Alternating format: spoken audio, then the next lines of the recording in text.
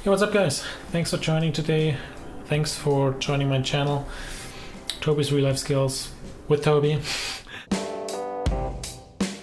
Yeah, my name's Toby. I found a recipe about vegan mousse chocolat. I would like to do. Thought I will mess it up, and I actually did, but usually that's the case. I'm messing it up. So in the past I made some mousse chocolat, not vegan, and I always mess them up. I don't know why. It's just I was not patient enough or whatever, or I didn't understand, or I think I understood, but I didn't read the recipe completely. So yeah, this time I thought about this vegan recipe which I found about mousse chocolat. Let's just try it and make a video out of it, because I know myself, I'm messing it up. This is kind of a real life skill, but this recipe is with 2 ingredients, so everyone will be able to learn it, and with this video I hope you will enjoy this as well. So yeah, let's just figure out first, before we start the next 30 seconds of video, where does mousse chocolat actually come from. And I think it's from France, but if you really want to know it, I recommend you go to Wikipedia and just look it up.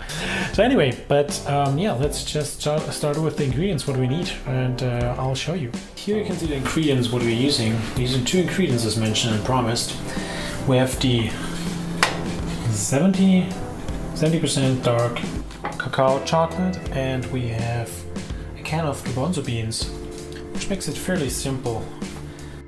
To be honest, you only need the juice of the garbanzo beans, and that juice is called Aquafaba. Beans making the juice, kind of. What's funny, you can also get this Aquafaba, what is called, is a pure Aquafaba powder, and use it to the instructions which are on the back of the can. But that's all, and that's very funny. If you think about 2 ingredients and it will taste delicious, oh, we'll see. I really thought it will not, and I made it first time. I was so surprised. It was awesome. So I'm really happy to share this today with you, and let's start with the process of melting the chocolate and then also whipping the juice. Let's go ahead. Just cutting the chocolate. Now we'll be cutting this nice in very little tiny pieces. This is a lot of fun. You can also do it with the kitchen machine if you have one. You can shred it, whatever. It's important that it's very small and thin so it can melt easier as soon as we're done putting it in there. So.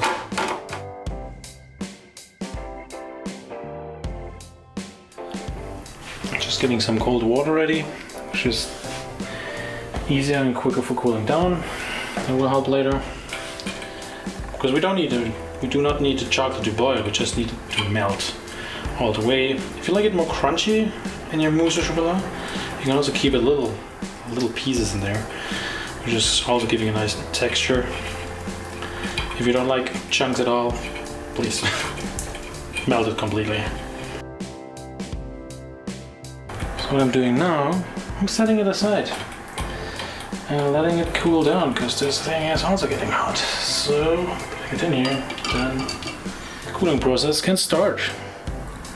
What are we doing next? On this side. But I'm working with a Thermomix. It's from Vorwerk. It's a German company, and I'm really happy about it. You can also use an electric whisk if you want to do that. That's more likely that you have it. This one is just kind of a substitute for that and makes it for me easier. I'll just pour in. Oh, what? Now we use just the juice, nothing else. Pour it all in. We'll use every little tiny bit of it. Shake it a little bit. So here you can see the juice. Pretty simple. Put in this one. Close it. We have everything in the Thermomix, which is great. What I'm doing now is I'm setting the timer. I needed about, I think it was always about 220, 230.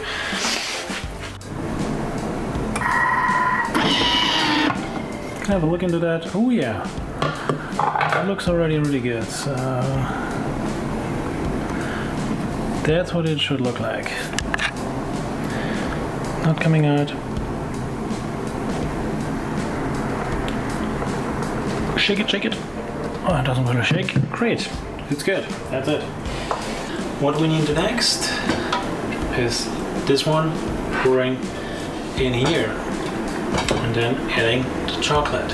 Pretty simple again. What do you do?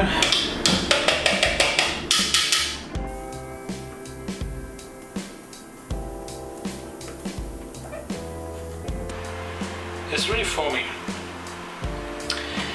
Really foamy. And that's what I want to have. Now we have to make sure the chocolate is not too hot before we pour it in. And it cooled down already quite a lot.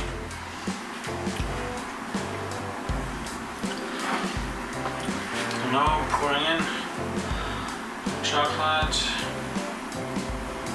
all of it. It's important to pay attention on the